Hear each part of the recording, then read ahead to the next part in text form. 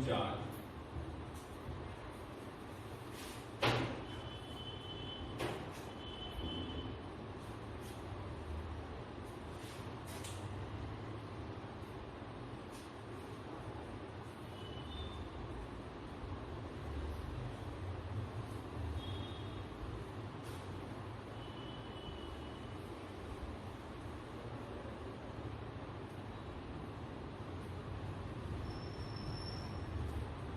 हो गया।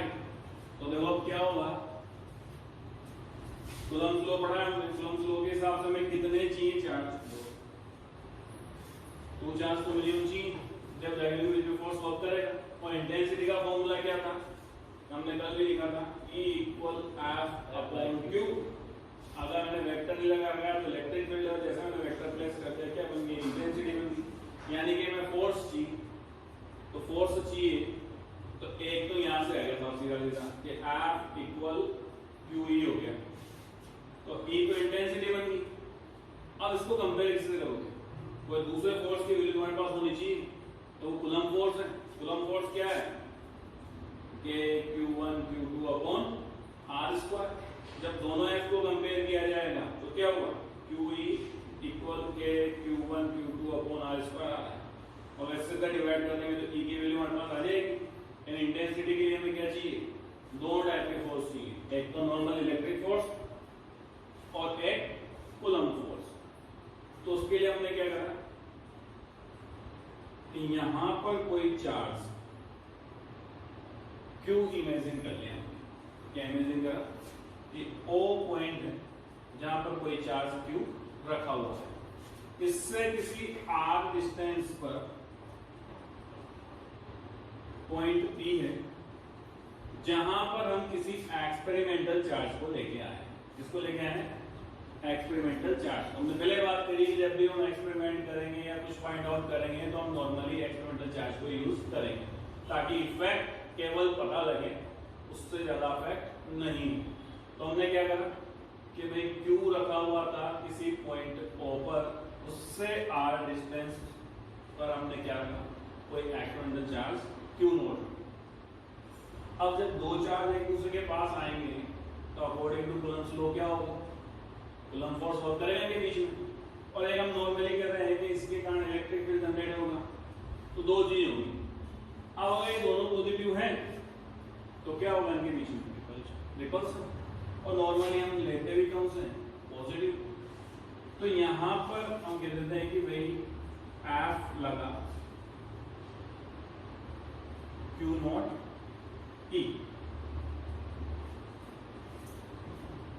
उसमें स्टेट्स में अब रामायण की बात आ गई कि रामायण क्या लिखनी है वो, तो रामायण सीधी सी लिखी कि भाई इलेक्ट्रिकल इंटेंसिटी किसी पॉइंट चार्ज के लिए हमें फाइंड करने के लिए हमने क्या करा कि हमने किसी पॉइंट O पर चार्ज Q रखा और उससे R डिस्टेंस दूर पर हम Q नॉट चार्ज को लेके आए।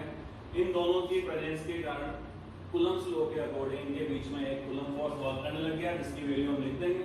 और इसके कारण जो इलेक्ट्रिक फील्ड जनरेट हुआ ये हुआ, और दोनों फोर्स को कंपेयर करने के बाद हमारी क्या जाएगी, इलेक्ट्रिकल इंटेंसिटी आ जाएगी। तो 3 नंबर का क्वेश्चन आया हुआ है, कम से कम 7-8 बार रिपीट हो चुका है। इसमें कुछ नहीं है, एक पेज का क्वेश्चन है पूरा, जिसमें 3 नंबर आ जाते हैं, लेकिन इसको पढ़ते नहीं हो और क्या क्वेश्चन करता है क्या, लेकिन 3 नंबर का क्वेश्चन छोड़ा। तो पहला काम क्या करना है हमें कि जो हमने यहाँ डायग्राम में किया है उसके बारे में लिखना है कि इलेक्ट्रिक फील्ड इंटेंसिटी किसी पॉइंट चार्ज के लिए फाइंड करने के लिए हमने सबसे पहले क्या किया है, किसी पॉइंट O पर चार्ज Q को हम लेके आए हैं, उससे R डिस्टेंस पर कोई एक्सपेरिमेंटल चार्ज Q नॉट हमने रखा।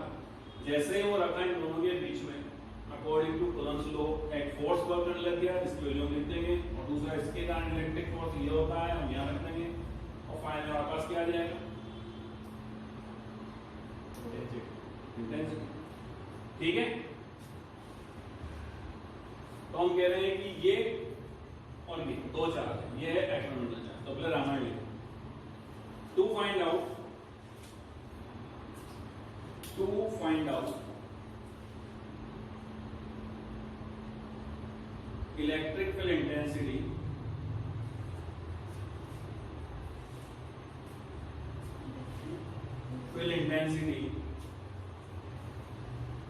Due to a point charge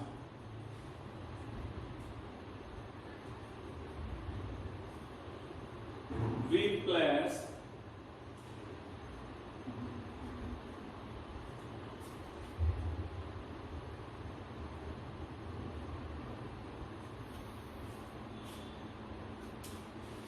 a charge Q at point O.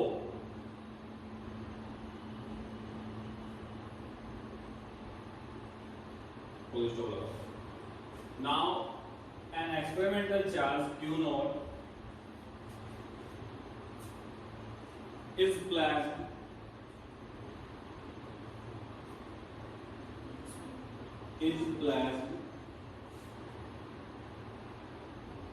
at r distance, small r,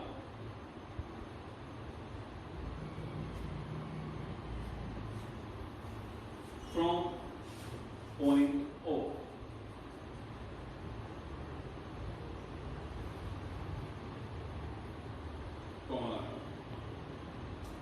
On which we will find out electrical intensity.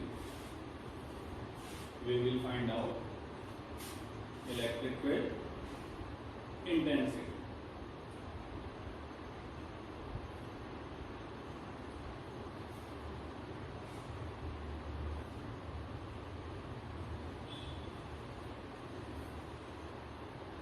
हो गया. अब पहली चीज हम क्या कह रहे हैं कि भाई हम कह रहे हैं कि ये जब दोनों चार्ज एक दूसरे के पास रखते हैं तो अकॉर्डिंग टू कूलम्ब लॉ इनके बीच में कूलम्ब फोर्स वर्क करेगा, तो उसकी वैल्यू हम निकाल लेते हैं. नहीं आ रहा सर, निकाल दे दो. ये एडिट करनी पड़ेगी मेरे को, बोल में तो एडिट करने में. तो देखो according to Coulomb law F equal क्या होगा भाई, K Q1, तो Q1 तो Q है, Q2 Q not R square. ठीक है. और यहाँ पर उसको एक नॉर्मली मैग्नीट्यूड के फॉर्म में लिख लेते हैं, वेक्टर डालते हैं. दूसरी चीज हम क्या जानते हैं कि इलेक्ट्रिक फोर्स वो होगा F equal Q not E. अब दोनों वैल्यूज किसकी है, F की, तो हम कह देते हैं भाई from equation first and second दोनों कंपेयर कर दो, तो Q not E equal K Q not upon R square. तो E जैसे हमने लिया तो Q नॉट से तो क्या हो गया, तो बचा क्या अपने पास K Q upon R square. और ये हमारे पास आ गई electrical intensity due to a point charge. तो ज्यादा मेहनत करनी पड़ेगी, इजी था. 3 नंबर काटना है शाम से उसको.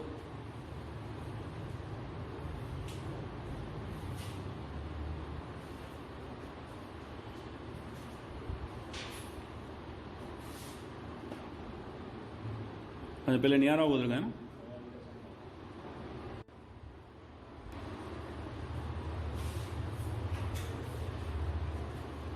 डायरेक्शन के लिए में क्या चाहिए,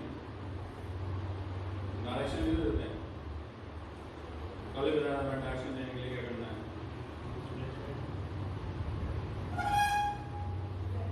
आगे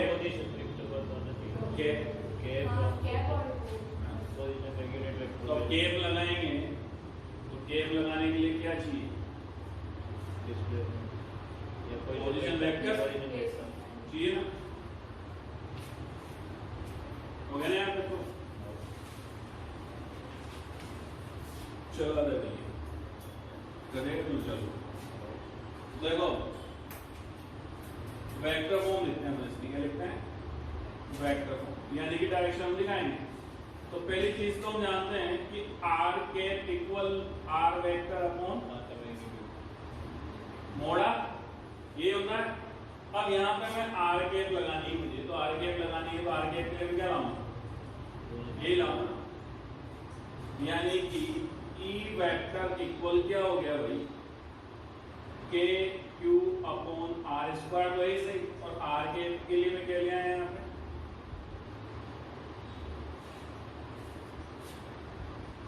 डायरेक्शन वेक्टर, और ये मोड है, यानी मोड का मतलब मैग्नीट्यूड, तो क्या हो जाएगा वहां पे ये आर स्क्वायर, ये सिंगल आर, तो ये हो गया आर क्यूब, और ये तुम्हारी डायरेक्शन होगी। अब तुम चाहोगे नहीं मुझे तो आर वेक्टर नहीं लगाना है, तो अपन सीधा सा क्या लिख देंगे, पीछे आर कैप लिख देंगे, तब भी हुई बात। ठीक है, लिख दो, ये तो फोटो नहीं है,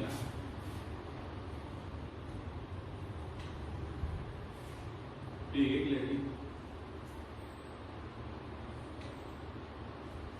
ठीक है ना। ब्राइटनेस क्या है इससे? ब्राइटनेस तो बढ़ा दूंगा मैं,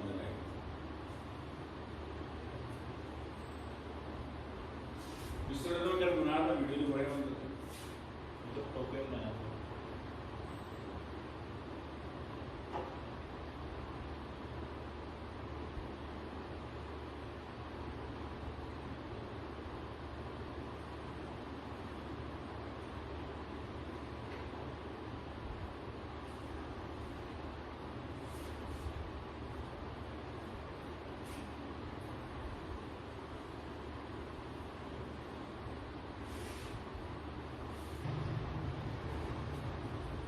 तो देखो क्या कह रहा है ये कि दो चार्ज है, एक तो Q1 है, दूसरा Q2 है। Q1 दिया हुआ है तुम्हें +3 माइक्रोकूलम, Q2 दिया हुआ है -3 माइक्रोकूलम, और दोनों के बीच के डिस्टेंस में कहा है 20 सेंटीमीटर है। तो पहली चीज तो उनको प्लेस कर लेते हैं। तो ये A पॉइंट ले लिया मैंने, ये B पॉइंट ले लिया, यहाँ पर Q1 रख दिया और यहाँ पर Q2 रख दिया, और इनके बीच की डिस्टेंस जो थी वो हमने बता दी, कितनी थी भाई, 20 सेंटीमीटर। अब पहली चीज ध्यान रखें कि यूनिट जो है नॉर्मली मीटर में होनी चाहिए डिस्टेंस की, सेंटीमीटर में वैलिड नहीं होती, किलोमीटर में वैलिड नहीं होती, तो मीटर में होनी चाहिए। अब उसमें कहा कि इनके मिड पॉइंट पर, दैट मींस यहां से 10 सेंटीमीटर है और यहां से भी कितना है 10 सेंटीमीटर, यानी दोनों मिड पॉइंट हो गए, दोनों तरफ से ऐसे मिड पॉइंट आ गया, बी से भी मिड पॉइंट आ गया। इस पॉइंट पर तुम्हें इलेक्ट्रिकल इंटेंसिटी निकालनी है।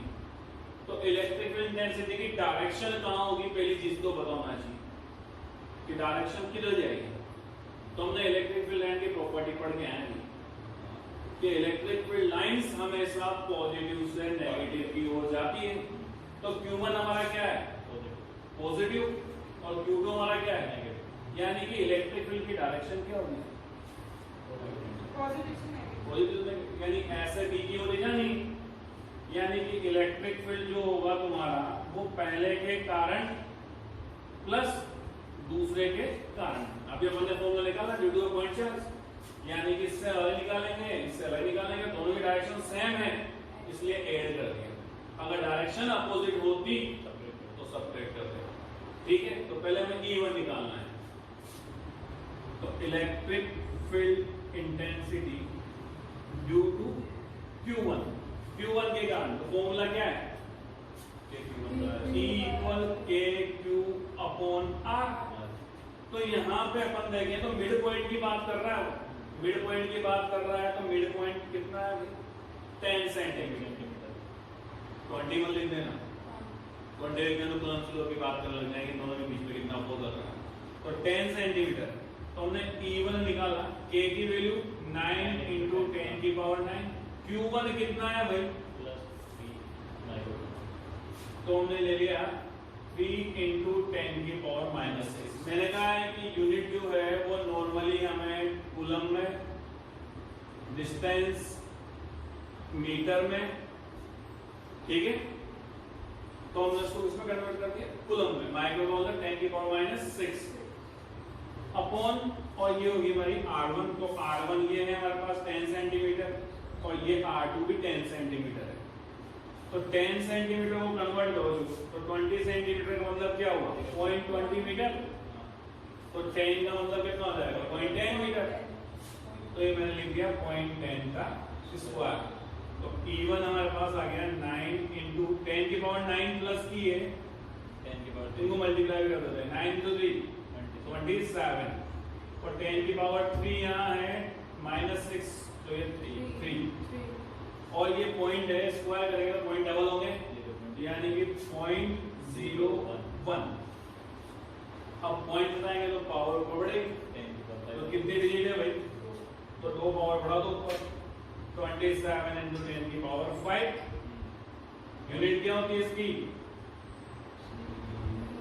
न्यूटन मीटर स्क्वायर पर न्यूटन पर कूलम।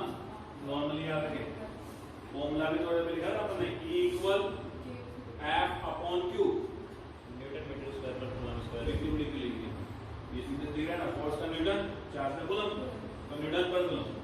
अब ऐसे हम निकाल लेते हैं E2, तो उसमें चेंजेस कुछ भी नहीं हो रहा है, R भी वही है, चार्ज भी वही है, डायरेक्शन सेम होगी ना, तो पॉजिटिव हो गया, तो कुछ बदला क्या, उससे मिला लिखेंगे, क्या लिखूंगा मैं उसको भी 27 into 10 की पावर 5 ऐड कर दो दोनों, तो E इक्वल हो गया E1 प्लस E2, तो 27 ये तो टोटल फोर्स आ गया ना, सॉरी चार्ज आ गया, वो इलेक्ट्रिक फील्ड कहां पे, मिड पॉइंट पे। अब तुम्हें क्या चाहिए, दूसरा केस कि यहां कोई तीसरा चार्ज लेके आए थे, राइट है, तो पहला पार्ट था।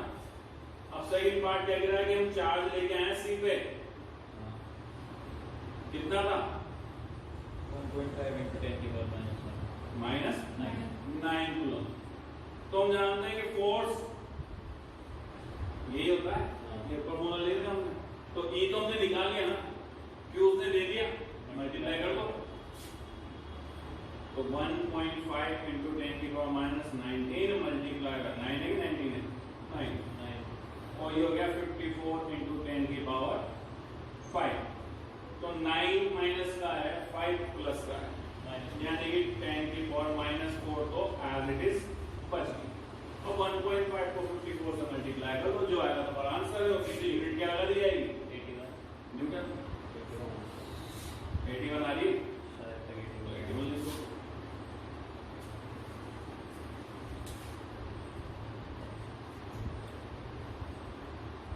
तो न्यूमेरिकल ये न्यूमेरिकल कुछ हार्ड होते नहीं, लेकिन मैंने सोचा अगर फॉर्मूला तुम्हें नहीं आता है तो फिर सब हार्ड, और 3 नंबर में आएगा न्यूमेरिकल।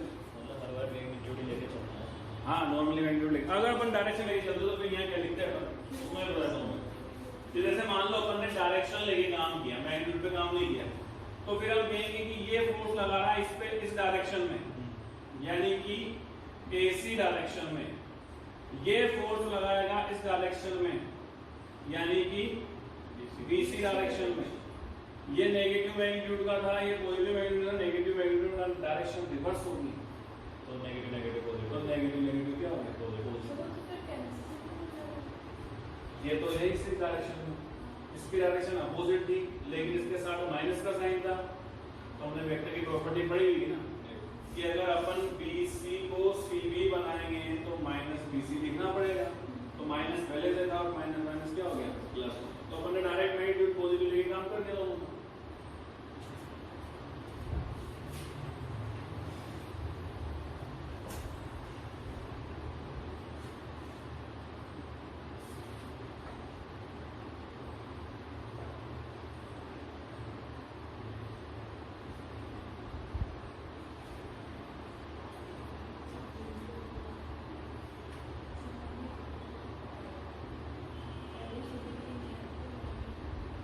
कंटिन्यूअस चार्ज डिस्ट्रीब्यूशन क्या होगा, कंटिन्यूअस का मतलब क्या है, रेगुलर, एक के बाद एक के बाद एक के बाद एक के बाद एक आए जाए, वही कंटिन्यूअस होता है। तो चार्ज डिस्ट्रीब्यूशन यानी कि चार्ज किस तरह से डिस्ट्रीब्यूट हो रहा है कहीं पर, वो दो तरह से होता है, एक तो कंटिन्यूअस, एक डिसकंटिन्यूअस। डिसकंटिन्यूअस देखो एक यहाँ आ गया, फिर एक कुछ दूर जाके आ गया, फिर एक और कुछ दूर जाके आ गया, और कंटिन्यू मतलब बैक टू बैक आते चले जाएंगे। तो ये 3 टाइप से हो सकता है कंटिन्यूअस, 1D, 2D और 3D। जब 1D की बात चलेगी तो लीनियरली, चाहे ये x एक्सिस पर हो, चाहे ये y एक्सिस पर हो, चाहे ये z एक्सिस पर, किसी एक ही एक्सिस पर होगा। यानी कि अगर हम इस 3D प्लेन की बात करें तो या तो ये इस पे होगा, या इस पर होगा या फिर इस पर होगा। तीनों पे एक साथ नहीं हो सकता। जितने भी डिस्ट्रीब्यूशन होना है किसी एक एक्सिस पर होगा तो कहलाएगा 1D या लीनियरली। सेकंड हम बात करें 2D, तो 2D बन किससे रही है? दो एक्सिस से मिलकर, दो एक्सिस से मिलके बनते क्या होती है? सरफेस। ये बन गए दो एक्सिस, उस कोने से देखेंगे अपन दो एक्सिस बन गई, ये सरफेस है, यानी कि ये सरफेस पर डिस्ट्रीब्यूट होगा। कहां होगा ये? सरफेस पर। ये प्लेन आ गया, क्या आ गया? प्लेन। तो 2D जो होगा डिस्ट्रीब्यूशन वो कहां होगा? सरफेस पर। और 3D से क्या बनता है? वॉल्यूम। क्या बनता है 3D से? तो यानी कि डिस्ट्रीब्यूशन कहां होगा भाई? वॉल्यूम पर होगा, यानी कि ओवरऑल डिस्ट्रीब्यूशन कहां होगा? 3D में। ये सब जगह फैलेगा। अब नाम उसमें दे देगा कंटिन्यूअस है, यानी कि जहां भी जाएगा यूनिफॉर्मली सब जगह इक्वल जाएगा। तो पहले हम पढ़ेंगे 1D, फिर हम पढ़ेंगे 2D, फिर हम पढ़ेंगे 3D। अब एक चीज होती है डेंसिटी। क्या होती है डेंसिटी?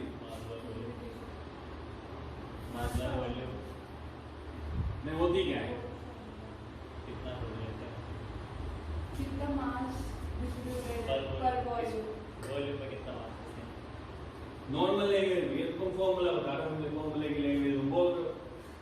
वे अपन से कहते हैं ना कि इस रूम में एनर्जी डेंसिटी इतनी है, कहते नहीं कि 100 ग्राम है, इतनी है, उतनी है, जितने चले जाओ इतने ग्राम है, कितनी जगह पे कितनी चीज चल रही है, कितने सरफेस या वॉल्यूम पर कितना अमाउंट किस चीज का प्रेजेंट है, वही चीज क्या कहलाएगी? डेंसिटी कहलाएगी। तो चार्ज की डेंसिटी मतलब कौन प्रेजेंट है? चार्ज। अगर हम डेंसिटी मास की बात कर रहे थे तो मास अपॉन वॉल्यूम था, चार्ज की बात कर रहे हैं तो चार्ज अपॉन चलेगा। अगर लीनियर डेंसिटी है तो charge upon length, surface density है तो चार्ज अपॉन एरिया, और वॉल्यूम डेंसिटी है तो चार्ज अपॉन वॉल्यूम। तो 3 डिस्ट्रीब्यूशन और 3 density. Linear distribution, linear density, surface distribution, surface density, volume distribution, volume density. और यहाँ से भी कभी-कभी बनवास्ता मिले जो फंस जाता है, इतना चार्ज डिस्ट्रीब्यूशन था, इतने वॉल्यूम में, इसकी डेंसिटी क्या होगी?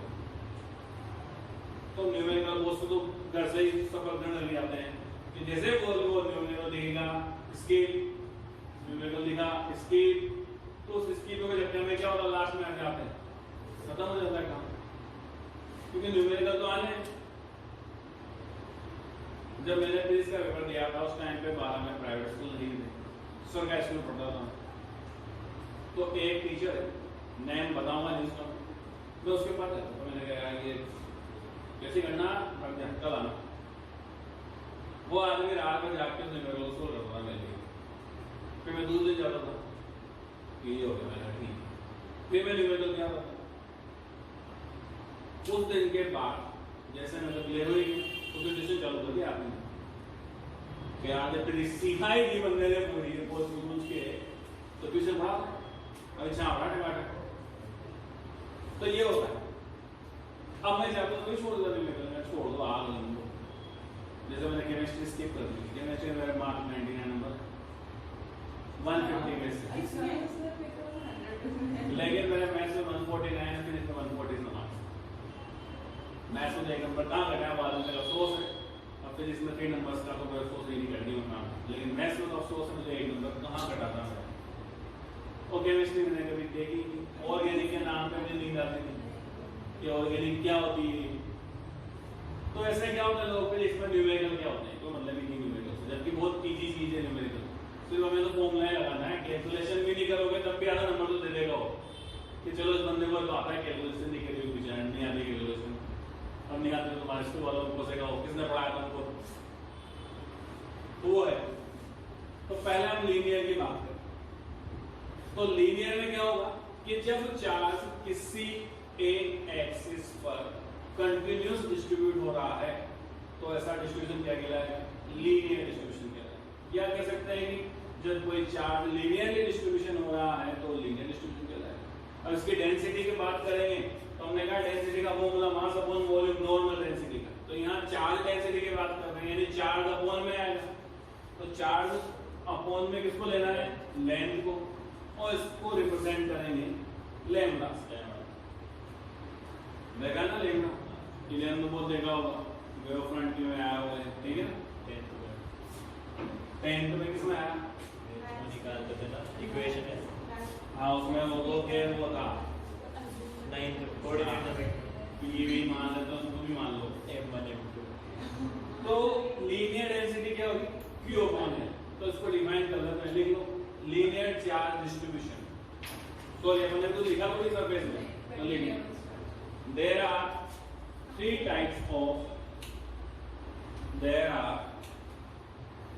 types of charge distribution.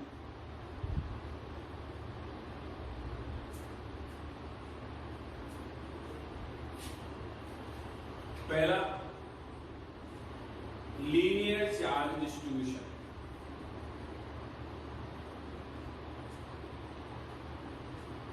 Bracket में वनडे भी लिख दें। वनडे मत लिख देना, कोई क्रिकेट की याद है तो वनडे लिख दो कि वनडे मैच होगी, है ना।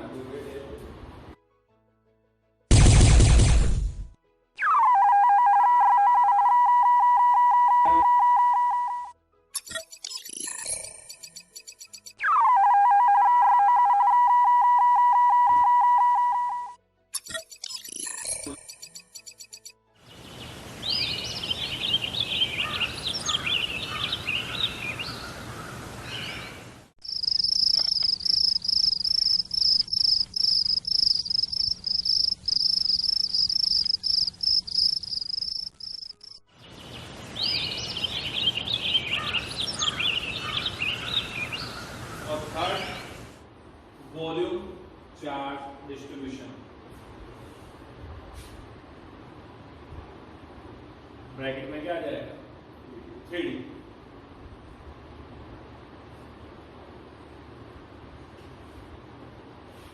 हो गया।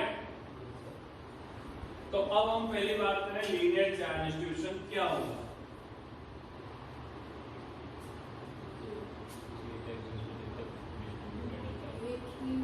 लाइन पर चार्ज डिस्ट्रीब्यूशन होगा, तो लिखो in this distribution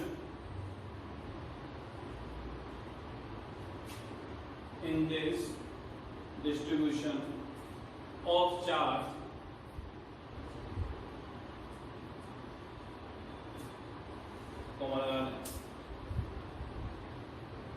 charge distributed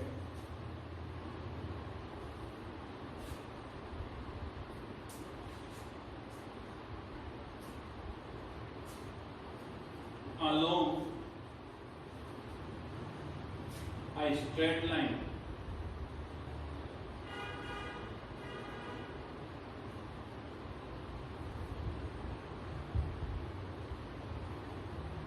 Polish होगा ना, स्लैंड में आप डेंसिटी को डिफाइन कर सकते हैं, ठीक है। पर यूनिट लेंथ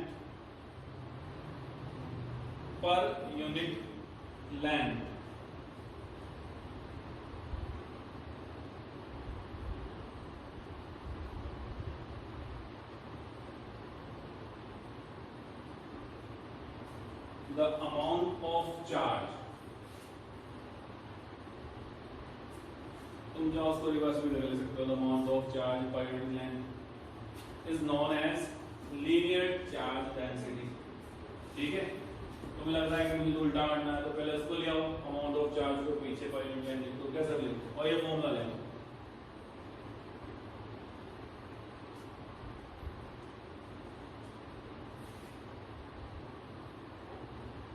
हो गया। ऐसे सरफेस की बात करें तो सरफेस पे क्या होगा? 2D में डिस्ट्रीब्यूशन होगा, यानी सरफेस पे डिस्ट्रीब्यूशन, तो लिख लो सेकंड सरफेस चार्ज डिस्ट्रीब्यूशन।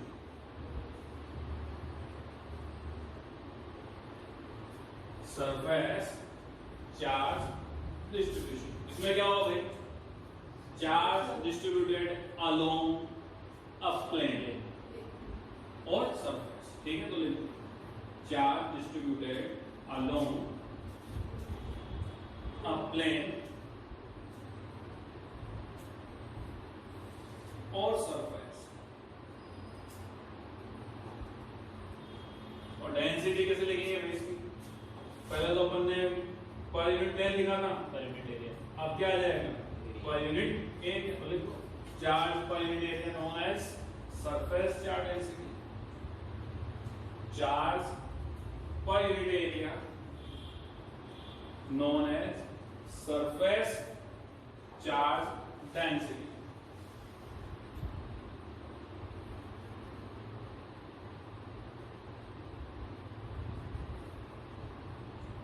ये सिग्मा से रिप्रेजेंट कर दिया। अब थर्ड क्या बचा वॉल्यूम।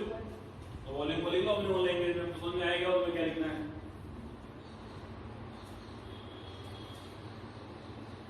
और वॉल्यूम के लिए सिंबल जो लोगे वो रो ले लेना।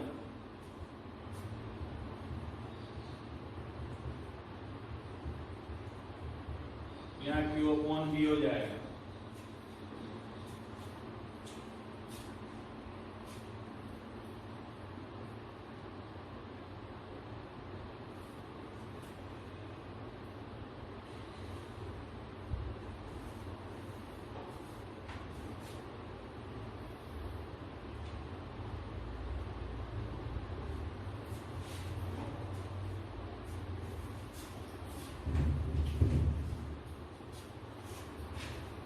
अब न्यू टॉपिक आया इलेक्ट्रिक डाइपोल। तो व्हाट इज डाइपोल, ये हमने कल ही सुना था कि डाइपोल क्या है। क्या है? दो पोल्स के बीच में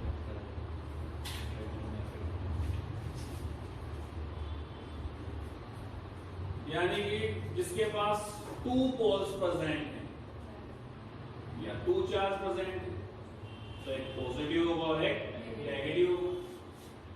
तो इलेक्ट्रिक डाइपोल यानी कि ये डाइपोल है, ये पॉजिटिव और ये नेगेटिव। यानी कि हम कह सकते हैं कि पॉजिटिव और नेगेटिव चार्ज कुछ डिस्टेंस पर एक दूसरे के पास रख दिए जाएं तो इलेक्ट्रिक डाइपोल फॉर्म कर देते हैं। पॉजिटिव और नेगेटिव चार्ज एक दूसरे के पास रख दिए जाएं तो क्या कर देंगे वो इलेक्ट्रिक डाइपोल फॉर्म कर देंगे। अब ये होता है आइडियल इलेक्ट्रिक डाइपोल। आइडियल का मतलब जैसे आ गया तो वही नहीं सकता, सिर्फ इमेजिनेशन है। तो उसमें क्या होगा, चार्ज जो होंगे बहुत बड़े होंगे और डिस्टेंस बहुत कम हो। तो ऐसा पॉसिबल नहीं हो पाता है क्योंकि बड़े चार्ज एक दूसरे के पास रख दिए जाएंगे तो अट्रैक्शन ऐसे आगे चिपक ही जाएंगे, डिस्टेंस भी हो जाएगी। तो ऐसी कंडीशन केवल आइडियल कंडीशन। तो नॉर्मल इलेक्ट्रिक डाइपोल क्या है, a system having two different charges placed at a distance r। हो गया डाइपोल, ठीक है। तो लिख लो इलेक्ट्रिक डाइपोल भी। अब यहाँ एक चीज ध्यान रखनी कि दोनों चार्ज जो होंगे उनका मैग्नीट्यूड सेम होगा। अगर 1 है तो दूसरा भी क्या होगा 1 ही होगा। छोटा बड़ा कर दोगे तो खींच कहां देंगे एक दूसरे को, अमाउंट क्या होगा दोनों का सेम होगा। तो देखिए अ system having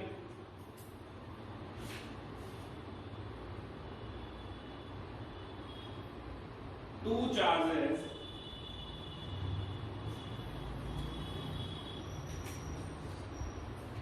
of same magnitude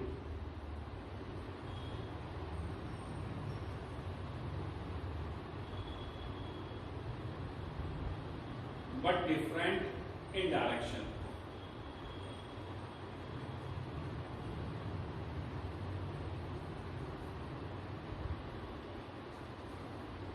form an electric dipole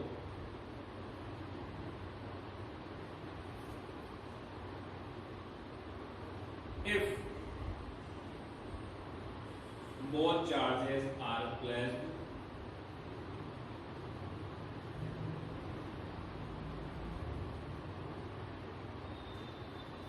at a minimum distance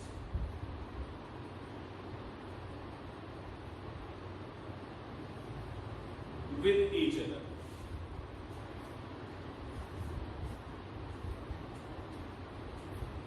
और डायग्राम बनाओ।